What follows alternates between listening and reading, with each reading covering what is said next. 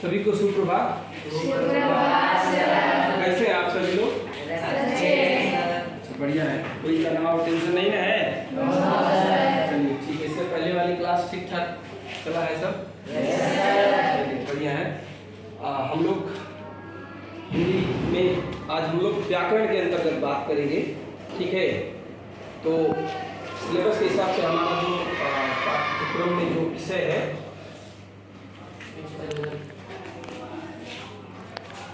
वाक्य के भेद, उस पर बात करेंगे। सबसे पहले आप हमें बताइए वर्ण किसे कहते हैं? वर्ण किसे कहते हैं? आपके पास प्रश्न है। भाषा की वर्ण कहते हैं। और कोई इसका उत्तर?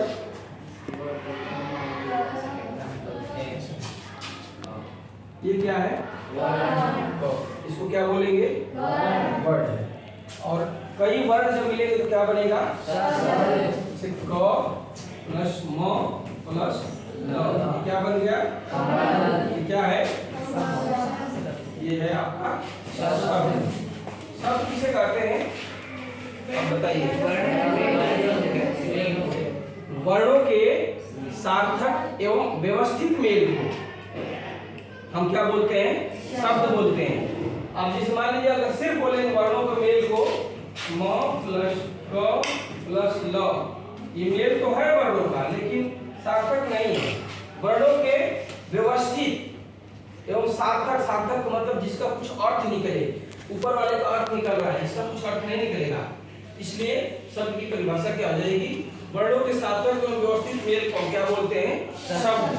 और जब शब्द मिलकर क्या बनाते हैं? वाक्य। जब कई शब्द मिलेंगे तो क्या बनाएंगे? वाक्य बनाएंगे। ठीक,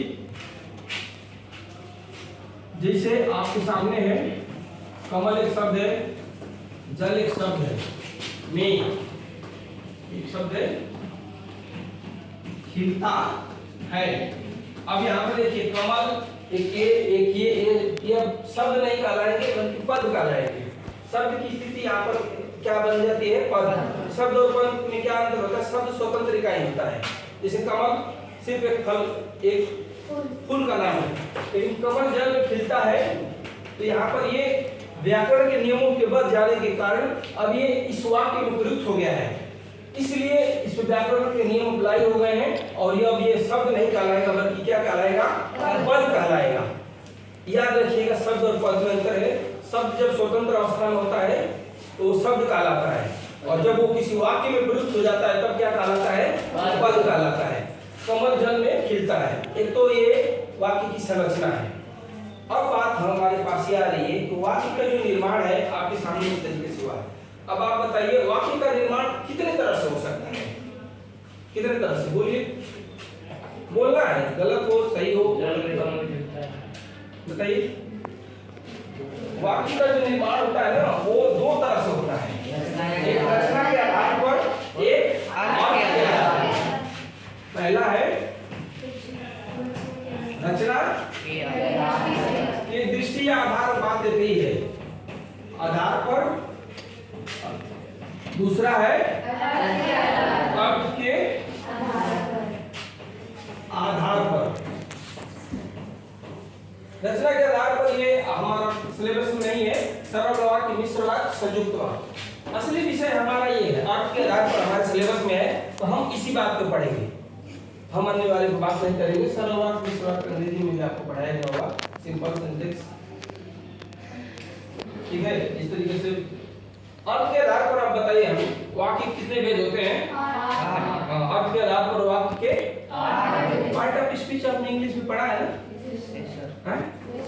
ठीक है। अब हम इस पे बताइए 8 भेद कौन कौन से होते हैं?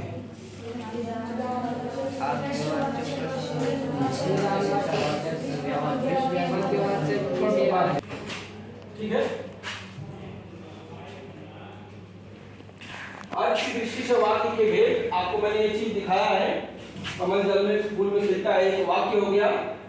अर्थ की दृष्टि से वाक्य के भेद, वाक्य परिचय थोड़ा ये बताया गया, भाषा की यूनिट की इकाई जिसमें किसी भाव को प्रकट किया जाता है, ये अभी आपसे बात किए हैं। अब ये वाक्य के भेद रचना की दृष्टि से, अर्थ की दृष्टि से। रचना की दृष्टि से सरल वाक्य, मिश्र वाक्य, संयुक्त वाक्य। अर्थ की दृष्टि से विधानवाचक, आज्ञावाचक, निषेधवाचक, प्रश्नवाचक, इच्छावाचक, संदेहवाचक, संकेतवाचक, विस्मयादिबोधक। ठीक है। अब विधानवाचक जो है, विधानवाचक को हम लोग क्या बोलते हैं? मार्कर है, मार्कर इसके पास। चलिए, विधानवाचक को हम लोग विधिवाचक भी बोलते हैं। विधान वाले को हम लोग विधिवाचक भी बोलते हैं, विधिवाचक वाक्य। ओके, पहला विधानवाचक। अब आपसे विधानवाचक जिस वाक्य में किसी काम के होने का या करने का पता चले उसे हम क्या बोलते हैं? विधानवाचक बोलते हैं। जिस वाक्य में किसी काम के करने या होने का पता चले, जैसे अध्यापक बच्चों को पढ़ा रहे हैं, हवा बह रही है, वर्षा हो रही है, पंखा चल रहा है, रेलगाड़ी जा रही है, बस खड़ी है, ये सब किसी न किसी कार्य के होने की क्या कर रहे हैं? सूचना दे रहे हैं। आप पढ़ रहे हैं, ठीक है, ये किसी न किसी कार्य की सूचना दे रहे हैं, ये विधानवाचक। इसको सकारात्मक वाक्य भी बोलते हैं, विधिवाचक भी वाक्य बोलते हैं। इंग्लिश में इसको सिंपल सेंटेंस बोलते हैं, ठीक है ना।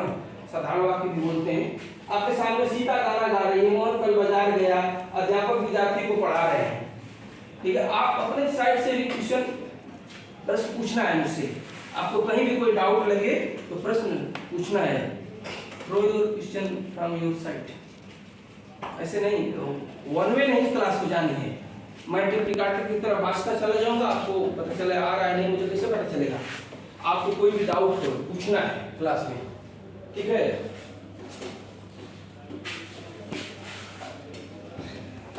अगला है आज्ञावाचक।